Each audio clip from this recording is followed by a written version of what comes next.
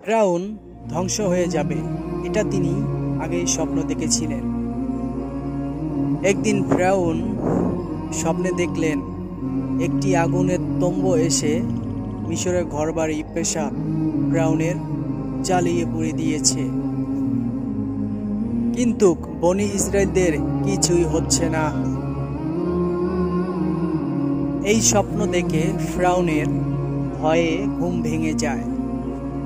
এরপর ফিরআউন দেশের বড় বড় জ্যোতিষী ও জাদুদেরকে ডেকে আনলো এবং জাদুকরদের কাছে ফিরআউন স্বপ্নের ব্যাখ্যা জানতে চাইল।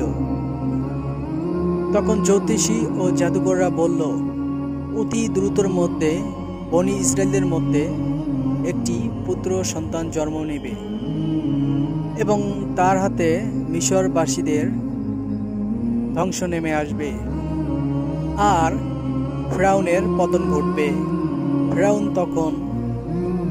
ফিরআউন তখন একটি আদেশ করলেন, রাজ্যে বনী ইসরায়েলদের মধ্যে কোনো পুত্র সন্তান জন্ম নিলে তাকে সাথে সাথে হত্যা করা হবে।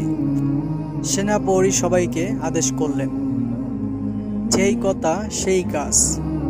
বনী ইসরায়েলদের মধ্যে কোনো পুত্র সন্তান জন্ম নিলেই সাথে সাথে তাকে হত্যা করত এবং হত্যা করা শুরু করে দিয়েছিল।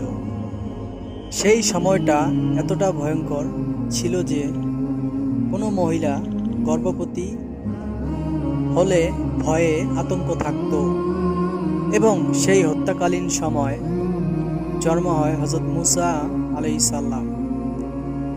আশা করি ইসলামিক ভিডিও ভালোবেসে থাকলে আমাদের চ্যানেলটি সাবস্ক্রাইব করবেন, আমাদের সঙ্গেই থাকবেন। ভিডিওটি একটি লাইক একটি শেয়ার করবেন অবশ্যই, আর কমেন্টে জানাবেন নেক্সট ভিডিও পেতে। আল্লাহ হাফেজ।